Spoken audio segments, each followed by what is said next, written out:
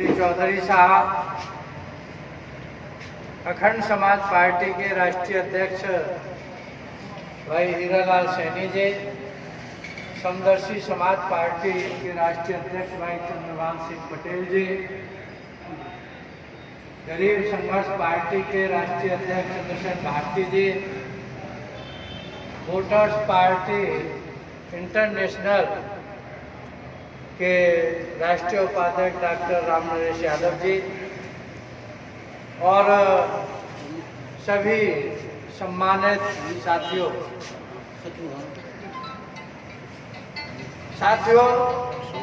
पूर्व वक्ताओं ने तमाम बिंदुओं पर अपनी अपनी बातें आपको समझाने के लिए कही हैं। कुछ चंद बातें मैं भी आपके साथ में करना चाहता हूँ।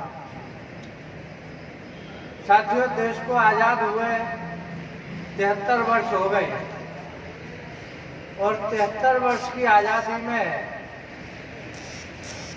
जो 90% SC, ST, OBC और माइनॉरिटी के लोग हैं, उनको शिक्षा, नौकरी, व्यापार, राजनीति आदि किसी भी क्षेत्र में हिस्सेदारी नहीं मिली है,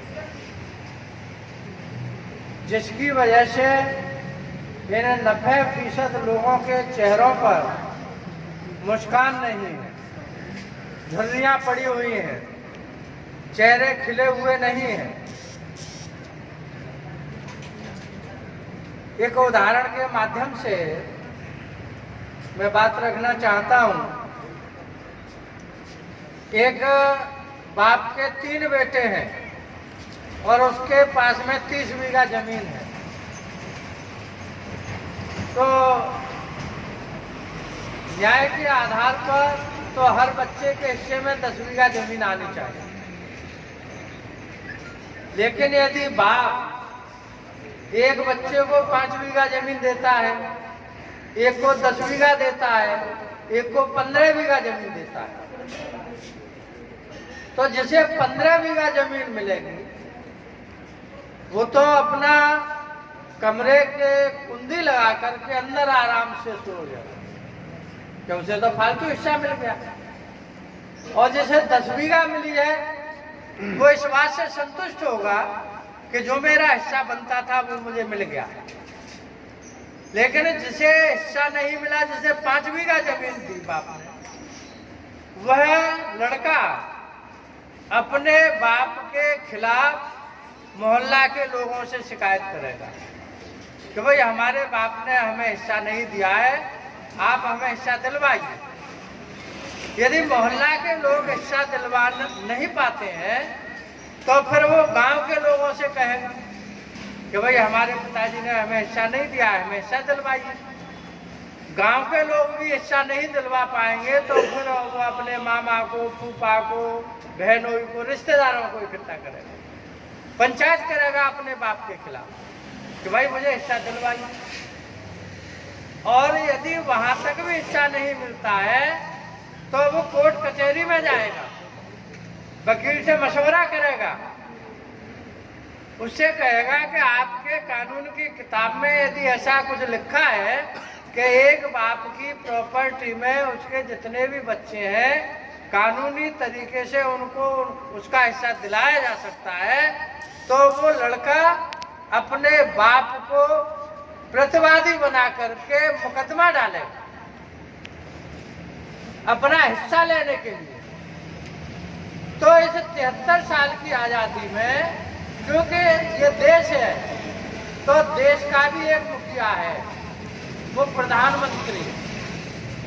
वो पूरे देश को हम एक परिवार मान लें तो वो मुखिया है, उस मुखिया को सबको हिस्सा देना चाहिए, जो जिसका बनता है उतना हिस्सा वहां तक पहुंचाना चाहिए। लेकिन 73 साल की आज़ादी में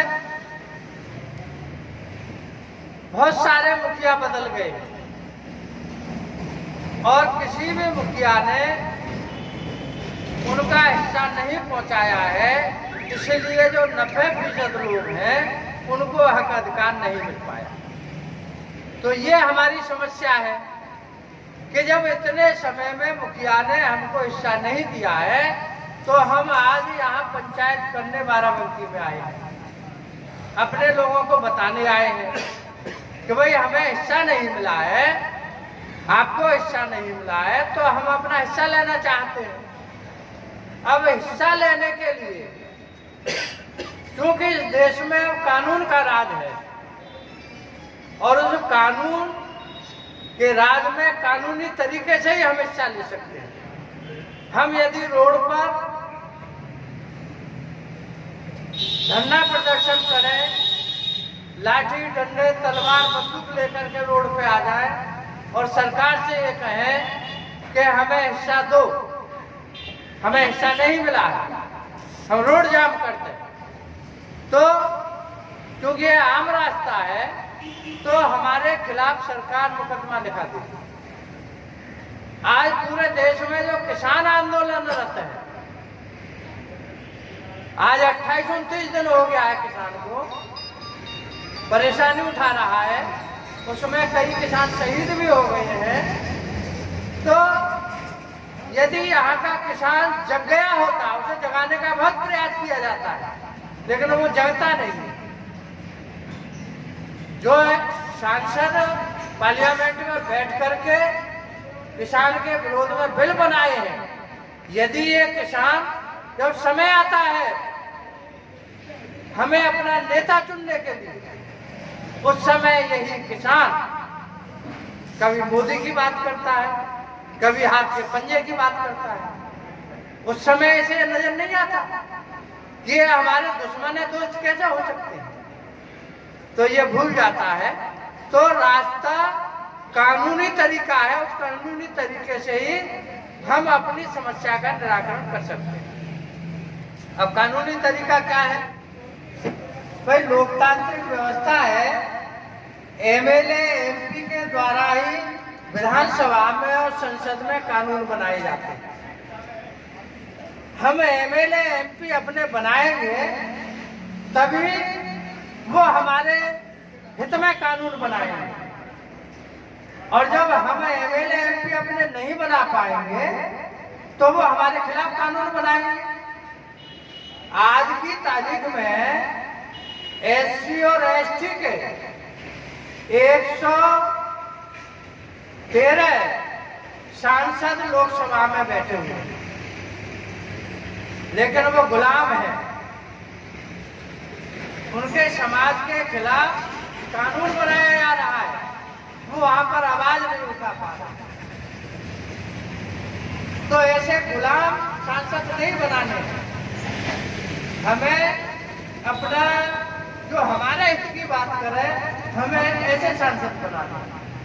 आज यदि एससी एसटी ओबीसी और माइनॉरिटी के सांसदों की संख्या गिनी जाए तो 319 संख्या है। आज 543 की लोकसभा में 319 सांसद एससी एसटी ओबीसी और माइनॉरिटी के हैं, लेकिन है वो गुलाम। आपके खिलाफ कानून बनाए जा रहे हैं, संविधान को कमजोर करने का कानून बनाए जा रहे हैं, उसमें संशोधन किए जा रहे हैं, लेकिन उनकी आवाज कम है क्योंकि वो गुलाम है। तो ऐसे गुलामों से हमें सावधान रहना है। साथियों, इस देश में दो विचारधाराएं हैं।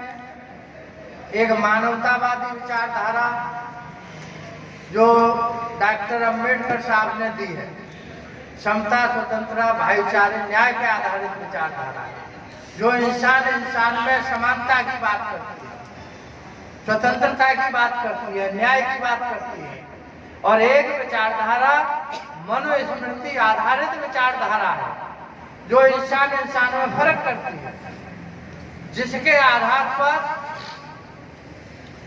एससी एसटी और ओबीसी को 6743 जातियों में बांट दिया गया है।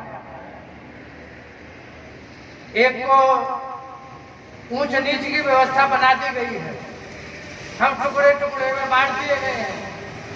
हम 90% लोग मूल निवासी हैं। हमारा यदि डीएनए टेस्ट कराया जाए, जितने 6743 जातियों के लोग हैं, हमारा डीएनए टेस्ट कराया जाए तो हमारा एक ही डीएनए है,